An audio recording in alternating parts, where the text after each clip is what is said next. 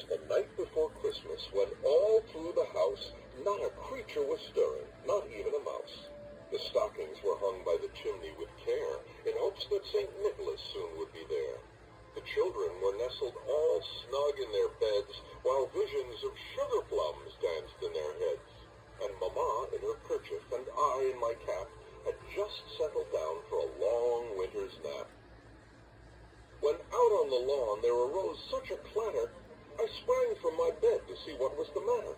Away to the window I flew like a flash, tore open the shutters, and threw up the sash. The moon on the crest of the new-fallen snow gave a luster of midday to objects below, when what to my wondering eyes should appear but a miniature sleigh and 8 tiny reindeer. With a little old driver so lively and quick, I knew in a moment it must be St. Nick. More rapid than eagles his coursers they came, and he whistled and shouted and called them by name.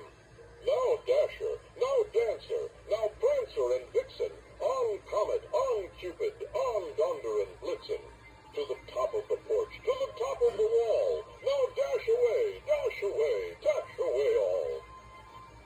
As dry leaves that before the wild hurricane fly when they meet with an obstacle, mount to the sky, so up to the housetop the coursers they flew, with a sleigh full of toys, and St. Nicholas too. And then, in a twinkling, I heard on the roof the prancing and pawing of each little hoof. As I drew in my head and was turning around, down the chimney St. Nicholas came with a bound.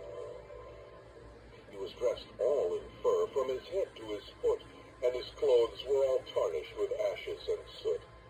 A bundle of toys he had flung on his back, and he looked like a peddler just opening his pack.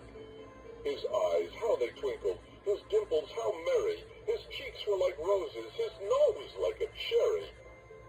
His droll little mouth was drawn up like a bow, and the beard on his chin was as white as the snow.